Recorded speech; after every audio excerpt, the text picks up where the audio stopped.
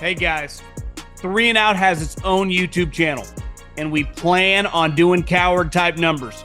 Here's the key. If you're watching this, you like our content, make sure you subscribe. Subscribe to the page, leave a comment, interact with our stuff. We do stuff on this page on a daily basis. 365. Three and Out podcast right here on YouTube. Make sure you subscribe right now. Middlekauff mailbag, let's dive in. Start with Thomas. Happy New Year. I've got a mailbag question for you. Who are you most personally rooting for to go into the playoffs this year? Players, coaches, organizations. It's all on the table. Also, what's the deal with Mason Rudolph? Pittsburgh could run the table this year and keep playing like they have since he took over. Really quick on the Steelers. I said it several weeks ago. Mitch Trubisky's contract is the worst in the NFL. He's a third-string quarterback getting $8 million. And he was an absolute disaster this season. If they would have played this version of Mason Rudolph instead of Trubisky, I mean, they're an 11-win team. They're in the playoffs easily. And more than likely, obviously there are several scenarios. They're going to win this week because they're playing the Ravens with nothing to play for. They're not going to make the playoffs. And Tomlin's going to go 10-7, and maybe I thought he was going to get traded or fired. Maybe nothing happens. But the reason that they missed the playoffs, they're 10-7. What does that even mean? They're a really good organization. They're never going to suck. They're never going to suck. They're too good at drafting. They're too good at making trades. Their team's always going to have talent. Tomlin's good. But to go 10-7 and to miss the playoffs in a scenario where you started Trubisky a bunch of games who was pitiful, where Mason Rudolph's clearly better. Mike Tomlin's the coach. Ultimately, he signed off on Trubisky being the starter once Pickett got hurt and not going with Mason Rudolph, who's dramatically better. And I'm not acting like Mason Rudolph's Ben Roethlisberger here, but if you just watch the Steelers play, there's a Grand Canyon-wide gap between him and Trubisky. And clearly he's, invigorated the team. That version of the Pittsburgh Steelers against Seattle is like a real football team, but a little too late. I would say, listen, I'm rooting for the best games possible. And to me, that would be Ravens and the Niners. I want a rematch. I don't take the NFC that seriously at all. I mean, the Eagles are imploding. The Cowboys are clearly very flawed. Lions have been an incredible story. They're no lock to make it out of the first round if they play the Rams. Rams, and assuming the Packers beat the Bears, which is not going to be easy, have had very, very impressive seasons. So I wouldn't mind seeing chaos in the NFC. I don't see how anyone beats the 49ers. They've owned all these teams. And the AFC, I guess, could get a little weird, but it's hard to have faith in Kansas City, making it past the second round. Miami, to me, if they lose this weekend, they're doing nothing in the playoffs. I think a Flacco-Ravens game would be really fun.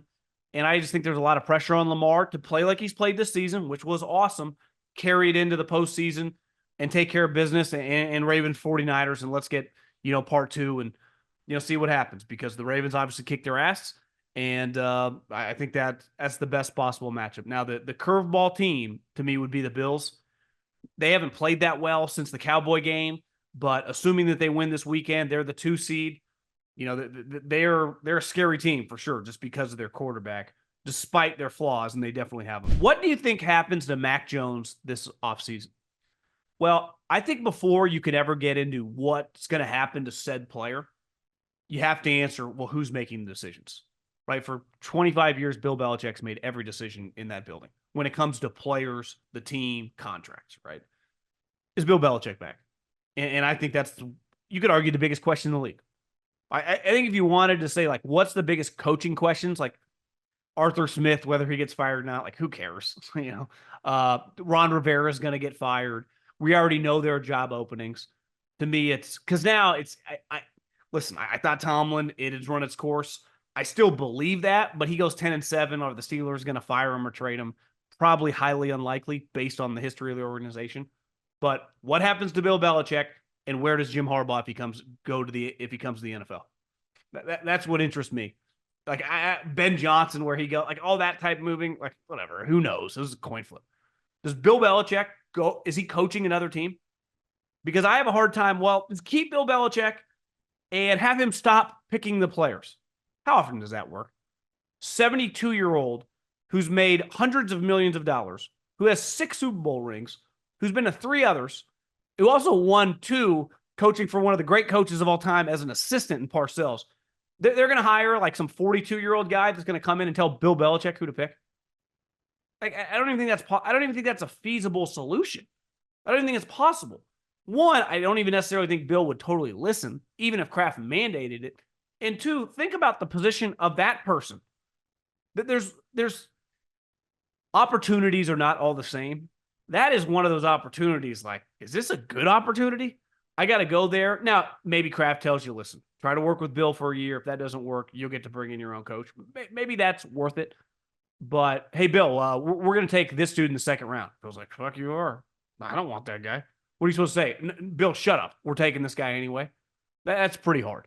I know some of this stuff's easy in theory and easy, like that's what should happen. I don't think it's plausible. I don't think it's a reality.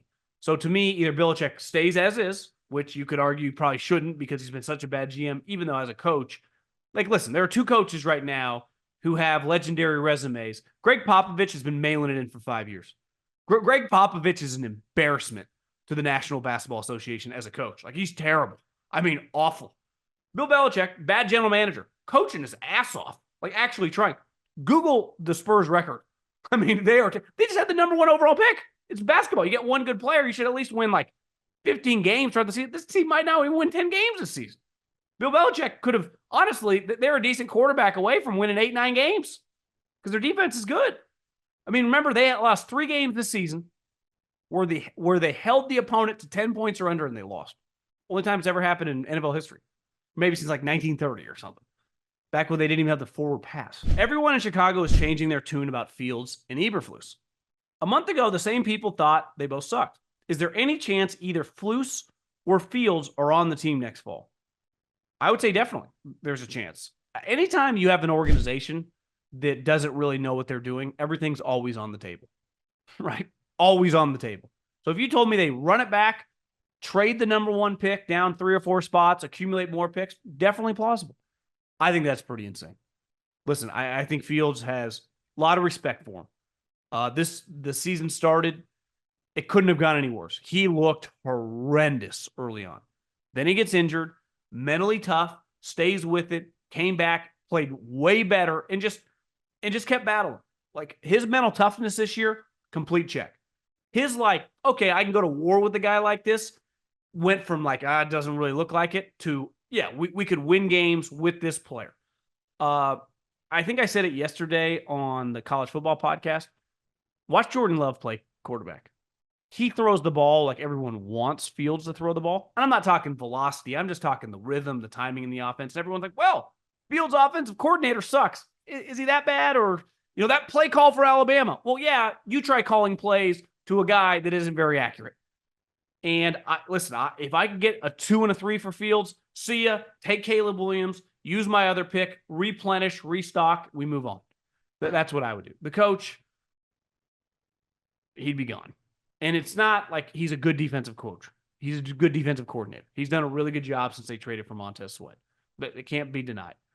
Am I letting the biggest offseason, you could argue, or at least one of them, I don't pretend to be some Bears historian, in the history of the franchise, I'm letting Matt Eberflus be the coach of that? Say that out loud. One of the biggest off seasons in the history of one of the oldest franchises in the sport of football. I'm going to let Matt Eberflus play a big role in dictating our decisions. That seems crazy to me. That really does. Like, I can't get behind that. I think that is not just reckless, but borderline. I mean, that's what bad organizations do, especially when there are options. Like, think about Jim Harbaugh. Jim Harbaugh played for the Bears.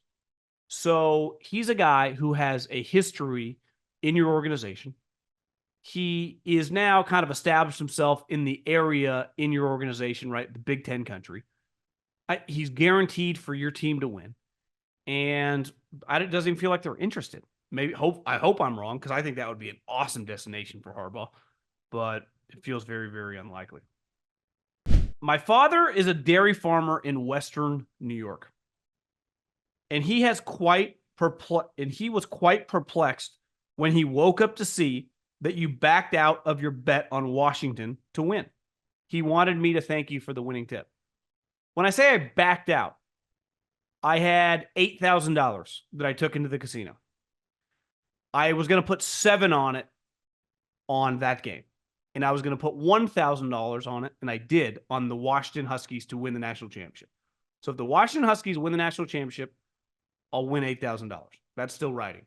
The $7,000 I was going to all put on money line, right? At the time when I went in, it was like 1.42. So if I would have put 7, it would have paid like almost $10,000, maybe a little more. So we would have paid a total of like $16,000. I got cold feet a little bit. Not going to lie. I wussed out.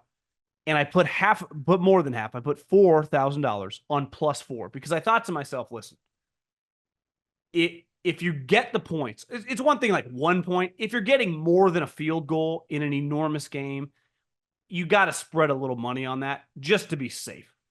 And listen, I was glad I did at the end of the game because I thought Texas was going to score. And ultimately, if they would have scored, I would have only lost a couple $100 out of my $8,000. So I don't necessarily regret it. I went and picked up about $15,000 a day. So and we got $8K riding on the natty. So I'm glad I did it. I still got a backyard to do. I don't even have window coverings. I got to get shutters. I can't be totally reckless. I'm not Dave Portnoy here where I can bet $1 million. But if I want to do, I can play. I can play with the semi-big boys. And everyone at the DraftKings Sportsbook said they were listening to Coward. They love the shout out. Know my guy Jacob and Brandon by first names. I might just be a regular there. But I had to be smart. I couldn't. Do I regret it? Well, it's easy to say hindsight, but I bet on Washington. I had $7,000 riding on 2 separate bets. So I put some of my nuts on the table. Did I plan on putting a little more? Yeah. Did I get a little cold feet? I did. Like I'm not. I gamble, and my units have grown dramatically over the years in my life. But I'm not just throwing around that much money consistently on sporting events, right? But I've said this forever. And listen, this podcast and my career is going pretty well. I don't get highs from money. Now, obviously, you need it to pay the mortgage, to eat, to just do things in life.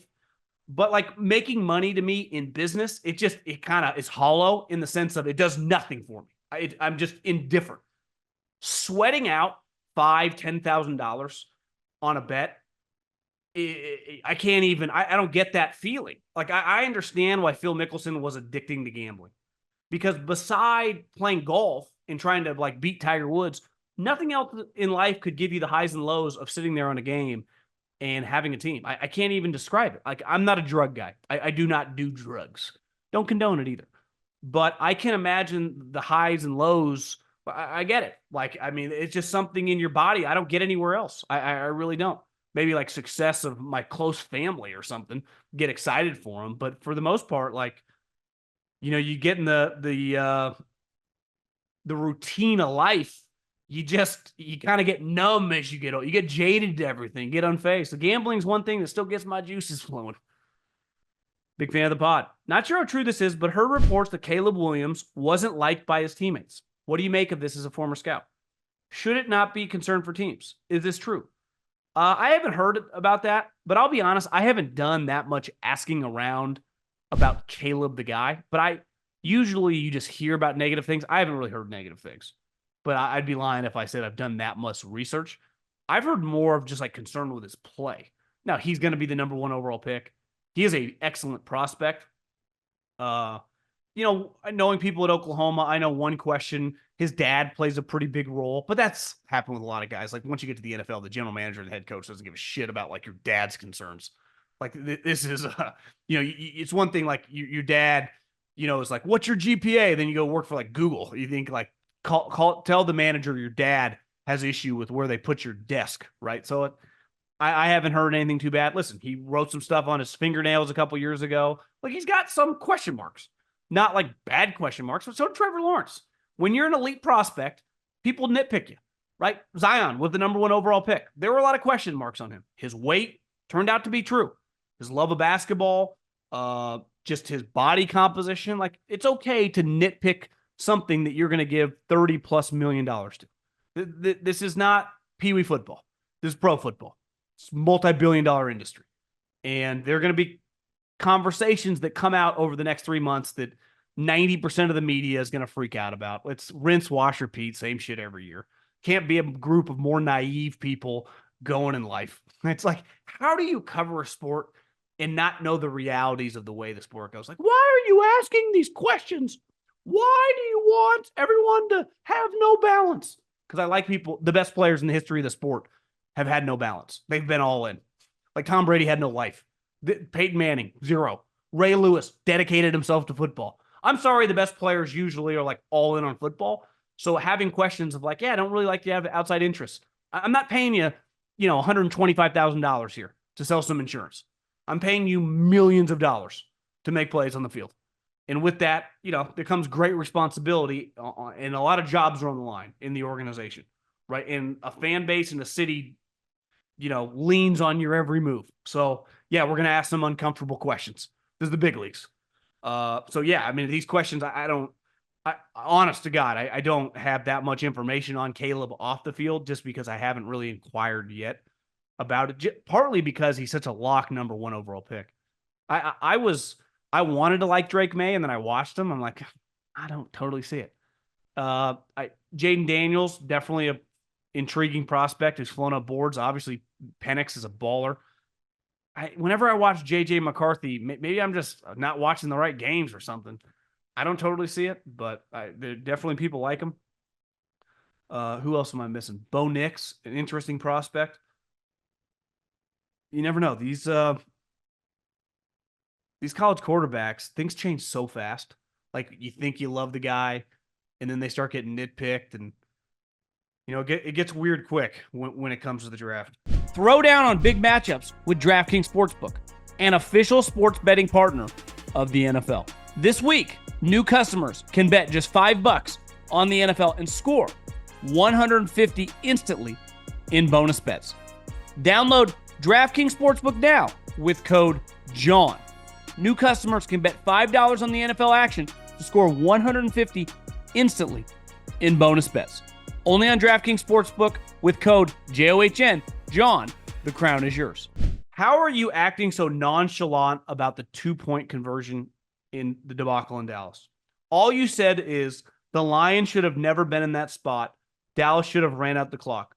But the Lions were in that spot and designed a perfect play with the disruption, and the refs fucking blew it. Probably the worst call I've ever seen. Probably it helped determine the game and lowered Detroit's chances at the number 2 seed. It wasn't a blown call or a picked up flag. It was a blatant fuck up. Like I said at the beginning, I agree. The ref ruined it. You want to fire him on the spot? Like, what can be done? But to act like the play would have worked when Dallas did not know the guy was eligible is fucking insane to me. It might have worked, but it might not have. We don't know. We're playing the results game. Like, the result, they would have got the 2-pointer. They would have won the game. Maybe not. They had absolutely no clue. So yeah, I agree. The ref completely blew it. That also assumes everyone's telling the truth. I've worked in the NFL. I've been alive now for 40 years. Fucking people lie all the time when a lot's on the line. I'm not acting like they're lying, but if we want to assume the referee is completely screwed up, I'm cool with that. I agree. Let's say he lied because he claimed the opposite, right? 70 said he was eligible when 68 claimed he told him. Regardless, let's assume, what's his name, Brad Allen or Jeff Allen is lying. He knew what was wrong, was overwhelmed, said the wrong number. The moment he says the wrong number, Dallas doesn't pay attention to 68. So why is he wide open in the corner of the end zone? They don't know. So yeah, it's a debacle. What are you supposed to do? Replay the fucking game? Like, what are we supposed to do? Be really mad? I've been really mad as a gambler for a long time at the referees. It's part of the deal. It sucks. It's like, yeah, you got screwed, right? I guess you got screwed in the sense that you didn't even have a chance to run the play. That is a fact. You got screwed that you didn't get a chance to run your real play. 2 things. I'm no Bill Belichick here, rules expert. If they had reported him correctly, people have said he's uncovered, meaning you can't be the last guy in the line of scrimmage and be uncovered. So it would have been an illegal formation. Could be wrong there. Not a formation expert. But if that's true, you ran a play that's not even legal. And like I said, let's assume the play is legal. If the Cowboys, you have to tell the other team, the guy who's actually, because when I say so-and-so is eligible, what's usually happening? That guy is going to potentially impact the passing game, right? Go out on a pass route. They didn't know. They didn't know. Not their fault, not necessarily your fault because he said it, but like, let's not act it's the play. That play worked and the referee just screwed you. Like, it worked because the Cowboys had no fucking clue. None. One of the better defenses in the league, no clue. None. So nonchalant, like, okay, you guys are all assuming, and listen, I have a lot of respect for Dan Campbell. The organization is awful. One thing when you're used to sucking, and I hate to break it to you, you're used to being really, really bad. And even you'd have to acknowledge that, assuming you're a Detroit fan. It's easy to get like, you're always getting screwed, guy. Like, we're always getting screwed. No, it's like some of this is on you. Because and listen, it's not like your fault that the ref can't handle it, but he couldn't handle it. When you deal with incompetence, you have to go out of your way. Telling some guy in pregame warmups, like, it's 4 hours later. Dan Campbell keeps saying that. Okay, great. He forgot. How often in any industry you go, well, I told the guy to do this. Well, yeah, he didn't. So we got a problem now. So you better make sure you send 3 guys over to him. These referees are morons and completely overwhelmed. Most of them probably shouldn't be in their job. But you did that on purpose to try to throw off Dallas. Why? Because when you tell them that Taylor Decker is eligible, what do you think they're going to do? Just let Taylor Decker walk to the corner of the end zone? Oh, Taylor, good luck. Hopefully they throw it to you. See if you can catch it. Or do you think one of the Dallas Cowboys would have gone with it? We're not talking about the Carolina Panthers here. We're talking about a pretty good team. Pretty well coached. Dan Quinn, the highest paid defensive coordinator in the league. I think it's fair to assume, at best, a 50-50 chance that play works. Is that fair to say? Like, is that fair? Because this notion that it's just 100% working is fucking laughable to me. It's just factually incorrect. That's not how it works. That play's hard to work. Did I say it a little nonchalantly? Yeah, because when I go to react immediately after a game, I don't watch 3 hours of the press conferences. I'm just reacting, watch it in real time. And as I've had time to like kind of let it marinate, I listen, did you get screwed by incompetence? In a sense, yes. Did you completely lose the game, though, in that situation? No. In what world, once that thing screws up, is he going for it from the 7-yard line? Explain that one to me. And I'm pro going for it. I'm with Dan Campbell. I think Dan Campbell's a good coach. I defended him when all these elitists in the media are calling him some meathead, dude who just chews on nails and, slams the bench press. Like, I'm like, this guy's a pretty high-level dude. But to go for it from the 7-yard line is a Brandon Staley level move. That's a joke. Because it's like, okay, you totally got screwed. Welcome to life. But then that happens, and you find yourself, okay, kick a field goal, get into overtime. We're just as good as this team. Why can't we win? This isn't the old overtime. Hell, we get the ball first, we score, game's over. We hold them a field goal, get the ball, score, we win. Like, you're not in some lock just to lose in overtime and to go for it from the 7-yard line, and then you get bailed out again. So I'm tired of this conversation because it always gets back to, well, the play worked. Well, kinda. I mean, the play worked because they didn't know the correct information. Okay, Triple OG listener, since before your Matt Nagy interview. Wow, that's a long time ago. You were talking recently about segment ideas. About in the middle, another idea might be to lean into your scouting player evaluations. Well, I think we'll get into that during the draft. Okay. Maybe struggling quarterback, a single game, play or stretch or time even, and give us mechanical or technical reasons. I think the problem with that is I've been in this game long enough. And this is why this podcast, I mean, we get into the details on individual games sometimes when we react. But like I've seen in the business X's and O's stuff. And one, that doesn't really excite me that much. And two, that fails. And luckily, like I like talking bigger picture, coaches, players, the main stories of the league. Like that interests me. That type of stuff. I guess I simply just talk about what interests me. And sometimes getting too into the weeds is stuff that I wouldn't listen to. I try to talk about stuff that I'd want to listen to. So I think, segment ideas, the middle, the herd hierarchy, I haven't quite figured that one out. I don't want to just do the middle. Everyone does a top 10 ranking. Like, who really cares? It's the same. It's like the Niners and the Ravens and then everybody else. Like, what else does it say? Like, I got the Cowboys slightly over the Lions. I got the Chiefs right behind them. It's like, what? Maybe does matter. Now, maybe I'm an idiot. Maybe it would work. Maybe we sell it. I don't know. Maybe I'm the idiot. But I think sometimes we're definitely going to figure some out in this upcoming year, but we'll just let it happen organically. Okay, let's bang out a couple more questions. My question is, with technology and AI becoming so advanced, could we see more automated refereeing in the National Football League? I think this debacle could have been avoided if Dan Campbell can enter 68 is eligible into an iPad. Sure, some calls are subjective, like pass interference. We can't allow a simple thing like misunderstanding which player said something to a referee change the outcome of a massive game. Yeah, I don't think that's crazy. So you just enter in this play on something specific like that, 68 is eligible. And then maybe the stadium announces 68 is eligible and all the coaches know, something like that, meaning the other team. But the whole point of acknowledging who's eligible is so the defense knows. It's like it's like fairness, right? It's why when a headset goes down, the other team has to take out their headset.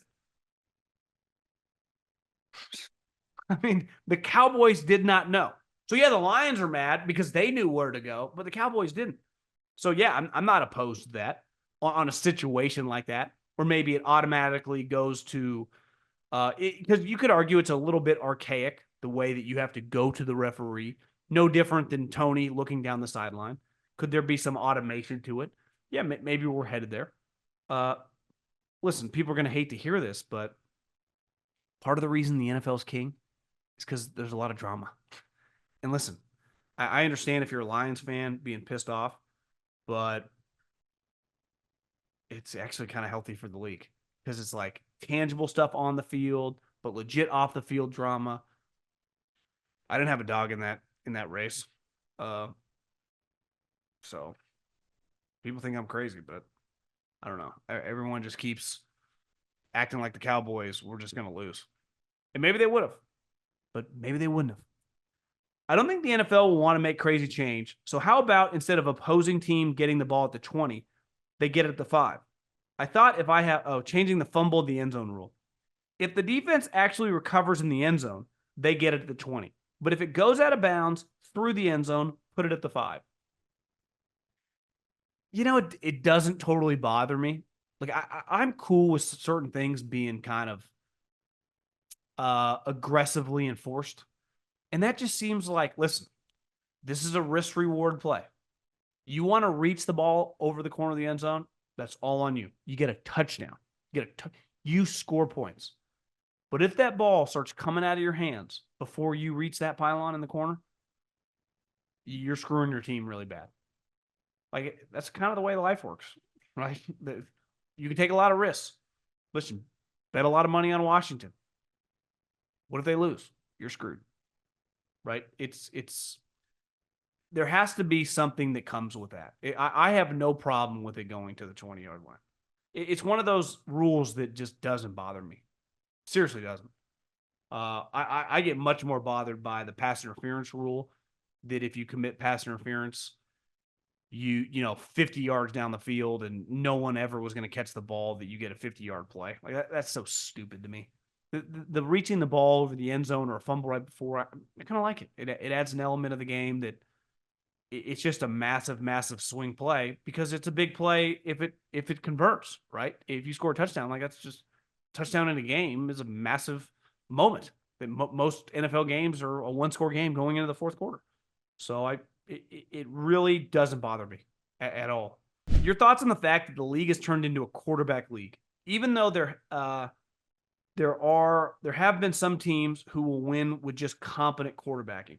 Are we giving those guys too much credit? Hasn't always kind of been a quarterback league. I mean, seriously, even the great teams, even before I was alive, had pretty good quarterbacks, right? Like, who are the best teams in the 70s? Raiders, Kenny Stabler. He's in the Hall of Fame. Honestly, it took him too long to get in. The Steelers won a bunch of Super Bowls. Terry Bradshaw's a pretty good player. Cowboys, Roger Staubach, not bad. Think about the 80s, right? Elway, Marino, Montana, even on the lesser version, like Phil Simms, who was probably closer to like a game manager. But like then definitely as I kind of came into my own as a sports fan, all the best teams had the best quarterbacks. Brett Favre, Troy Aikman, Steve Young, even like the year Drew Bledsoe when the Patriots made it with Bill Parcells to obviously this generation.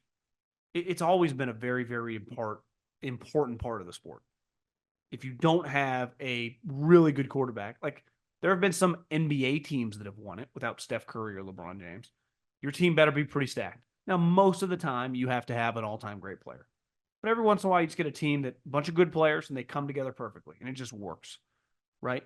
It happens sometimes in football. For the most part, though, Tom Brady, Peyton Manning, Aaron Rodgers, Patrick Mahomes, even this year, like Lamar Jackson, Brock Purdy would be an example of, now his career, he's only in his second year. We'll see how it plays out. He might be an example of, it was kind of a one-hit wonder, or he'll go on to become a really good NFL quarterback for years. Haven't missed an episode in 4 or 5 years. God, this guy's a loyal guy. As a scout, was there a particular position you were assigned to scout? What did you look for at that position? What positions do you feel are the easiest or the hardest to scout? When you like do an area, like if you have the West Coast, you just do all the players. So you do every position, right? So if I have, California, Oregon, Washington, Utah, for example. So you basically have the Pac-12 and the Mountain West conferences, New Mexico, Arizona. If I go into USC, I do everyone from Caleb Williams to their offensive line to their defensive line to you do every position. Obviously, quarterback is a difficult position to evaluate. I'd say the easiest positions, in my opinion, were defensive linemen and wide receivers. I would say the difficult positions were corner and safety. It's just a very nuanced position in terms of coverages, what they're asked to do. Specific skill sets work for certain defenses and don't work for other defenses. But I think the line of scrimmage, when you know what type of offense or defense your defense, or line coaches want, it's pretty easy. Relative. I mean, then there's a huge factor in like, does the skill set translate? And then you also got to factor in the person, how hard he works, how much he likes football, how much he cares about football, how much he wants to do this, how hard he can get coached, how willing he is to improve. Like all the intangible stuff is always difficult because you're dealing with human beings. And the reason you have so many draft, where the guy does not become a good player is because you usually miss on the person as much as the player. I was actually texting with an assistant coach today. I'm like, and he's on one of the best teams in the league. I'm like, how important is wiring? For coaching your guys. He's like, it's everything. Because obviously you get the highest level. Like a lot of guys are talented. Now some guys are better than others, but he's like, the wiring is the difference in the big games, in the big moments. The guys that want it and the guys that don't. The guys who have prepared and the guys who have given everything to be ready for those moments, and the guys that have kind of skated by. And it typically shows. And I think it's why, a lot of the good teams stay good and a lot of the average teams and below average teams suck because they don't know what they're looking for in players. Assuming we make it out of the NFC Championship, this is a Niner fan, who do you think would be the best matchup for the Niners in the Super Bowl? Obviously, Baltimore smoked us on Christmas, but I do believe we'd be better prepared, and Kyle won't make the same mistake of not giving it to McCaffrey more. And I think the defense will have film and in a game experience to help prepare for Lamar and their offense. So I would like our chances in a rematch. I think Buffalo would be kind of scary because of Allen and their defense. I don't think Kansas City is making out the second round. I low-key think Cleveland would give Baltimore its best fight in the playoffs and could make it out of the AFC. Another team we lost to. Interested in your thoughts? Well, if Cleveland made it to the Super Bowl, obviously they'd be playing unreal, and they beat the Niners. They are the Browns and the Ravens are two teams that can beat the Niners because they can match the physicality, and they've proven that this year. They can go toe to toe with the Niners. The Niners shove everyone around in the NFC. That's why they're going to be huge favorites in all these NFC games. But the AFC North teams, those two teams specifically, and honestly the Bengals, when they were healthier and Joe Burrow was playing, they beat the shit out of the Niners. So it's like you just have these physical teams who are mentally tough. It's hard. Now, I think the Ravens game would look a lot different. I think that would be a hard game. I think I would like the Niners' chances against Flacco, but I would like to see the Ravens game simply because I think that's just the best, like, big picture. People often ask, are you a Niner fan? Like, yeah, I mean, I root for them. Most people in my life are, but it's so different now. Like, if you told me that if something happened to them, but my podcast would have more success talking about someone else, I have no problem. Like, I'm kind of selfish that way doing this. Like the Niners, like it's easy for me to root for them and want them to do well and like talking about them because they're a big brand. People care. But I legitimately think easily they're the best team in the NFC. And I think it would be an unreal Super Bowl rematch of like a decade ago when Harbaugh faced his brother. But these are the two best teams. Now, you're right. I think the Bills, they're a team to keep an eye on. But what's weird about them is like I didn't buy into them. And then you watch them play the Cowboys, you're like, God, if they play like that. And then in the last 2 weeks against the Chargers and the Patriots. So who are they? I mean, I'm really confident. I'm like, oh, they're going to beat the Dolphins. Would I just bet on Washington to beat Texas on the Bills to beat the Miami Dolphins? I wouldn't, because they can be weird. And Josh can be weird. Like Josh can, sometimes the stat line, you look early on in that game against the Patriots the other day, I looked, he was like, I forget the exact numbers, but they were really bad. I'm like, what is going on? And then you watch them sometimes, you're like, is this guy the best player in the NFL? So they're a team that it just depends what team you get. If they're off, Niners would beat the shit out of them. If they're on, fuck, they could beat anybody in the league. Are we sure Sean Payton was solely interested in the Chargers a year ago? There was a lot of talk with McVay going to Amazon. Sean McVay confirmed he will return in 24. Isn't it weird? This guy's 37 years old. He just made the playoffs, and he's going to get asked like every year, like, Sean, are you coming back? Sean, are you just going to go chill with your wife and your kids somewhere? It's like, bro, what else are you going to do? Why wouldn't you coach? You're a good coach. Sean, stay in the NFL. Now, I get it. I've done different professions. Maybe he's just bored. Maybe he wants a new challenge. Bored would be the wrong way to put it. Maybe he's just, kind of strung out. He's on fumes in the NFL, but I'm glad he's coming back. So he could have tried to get that job. He would have had more opposition with Les Snead having a ring, and the team needed more of a rebuild, but Kroenke and Snead are always playing to win. He wouldn't have had personnel control. Additionally, would he have tolerated the Spanos family being cheap? Payton looking for a better ownership group? Potentially. Sorry, I'm long-winded.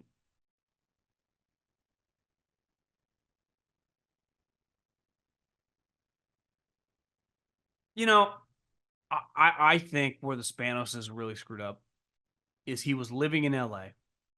They blew that game to the Jags last year. They had a 27-7 lead at halftime? Was it 27-0? Under no circumstances can you lose. And then you lose. And we all know Brandon Staley's not good. Like, everyone knows. It's not one of those things that like, oh, there's a couple podcasters think he sucks. No, it was like pretty clear. Fans, teams around the league, they're like, what's this guy's deal? And they rolled it back with him. And you had Sean Payton right there, give him $90 million. He has this Bronco team currently at 8-8. I understand they had a million injuries. You're telling me the Chargers wouldn't have been? That's inexcusable. It really is. And then to let him go to a team in your own division, that's scary for the Chargers. I'm not confident they're going to get Harbaugh. I'm really not. So when he got to the Rams, I definitely could see that. I mean, I'm sure he likes Matt Stafford. Kroenke pays. Could have stayed in L.A. I think it's all going to work out for him in Denver in a weird way. They might take a little bit of step back next year as they reset, but I think he went in there knowing, like, I want to get rid of Russell Wilson. And that's inevitably what he did. Big fan of the pod. Born and raised in Modesto, California, right down the road from where I grew up. Just wanted to know if you could give any advice on getting a job in sports, whether it's anything for a particular sports team or anything in media. I just feel like that is an industry that you're either in it or you're not. I've had young people that follow me, like college kids, ask me this advice over the years. And one thing crystallized when I was talking to someone the other day, the key is, if you want to go in, you can't have any other options. Because the moment you go work in another industry, like when I first got at Fresno State and then even with Philly, my first year with the Eagles, I made like $25,000. I had multiple degrees.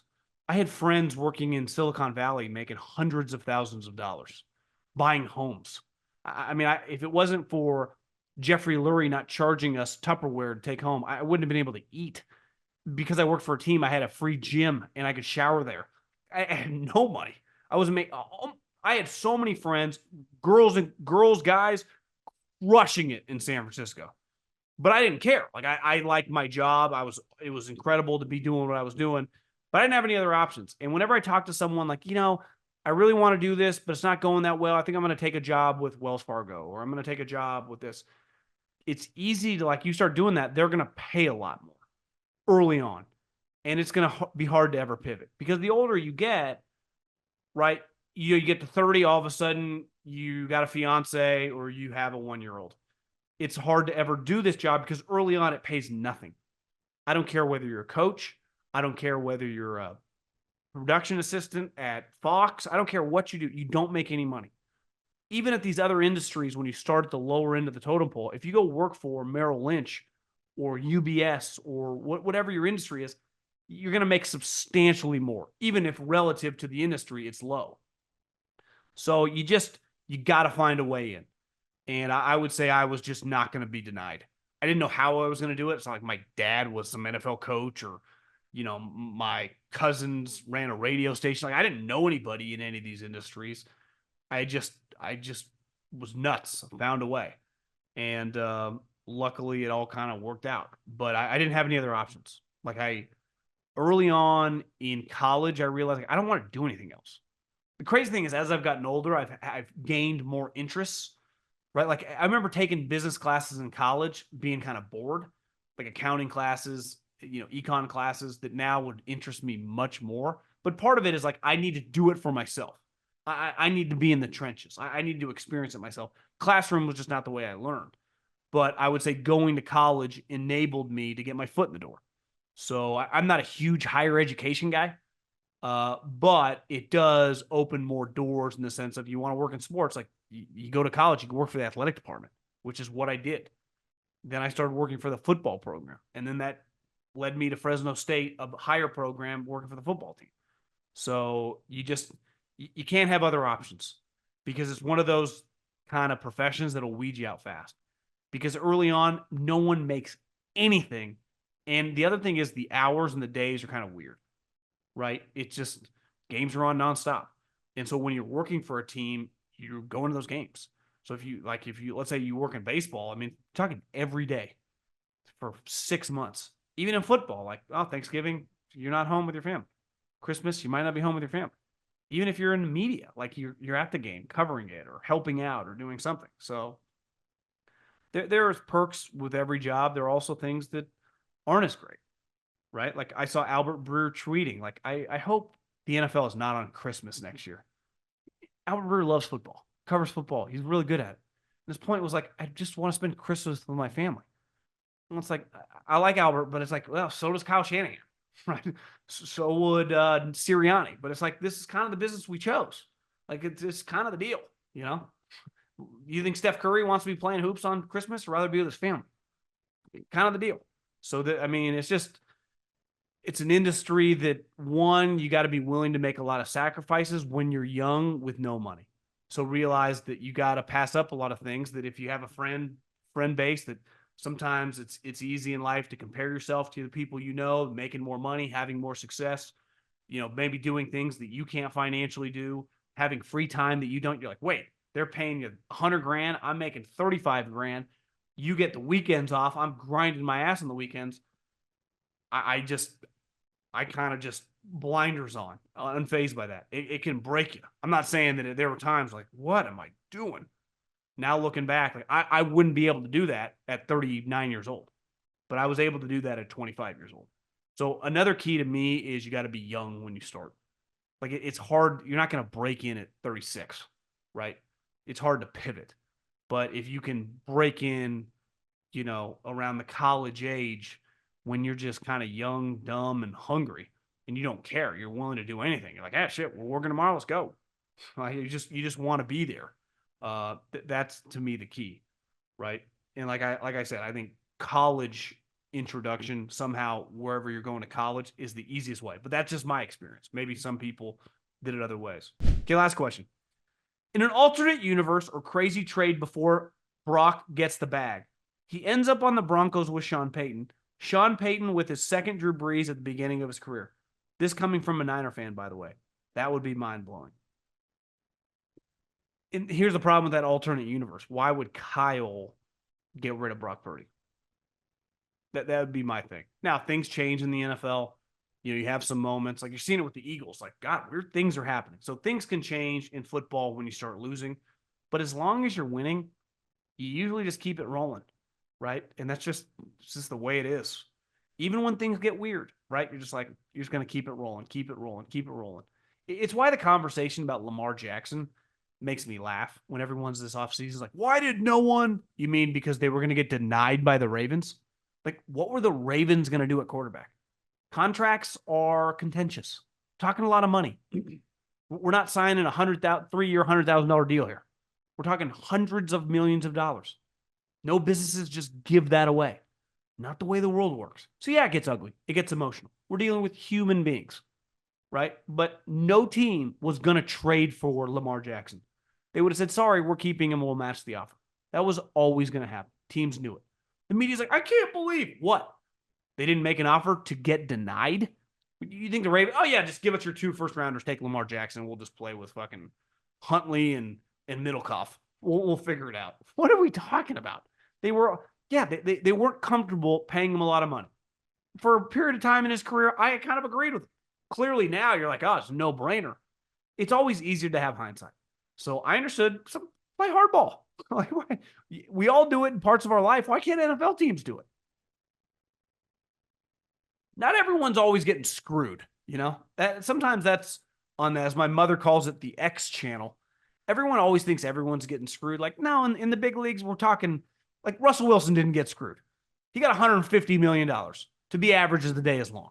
If anything, he fleeced the Broncos. So he did not get screwed. They simply asked him a business proposition, remove the injury guarantee, or we're benching you. And then they realized that they would get in trouble with the PA, so they played it out. They never liked him. Sean Payton didn't sign into that contract.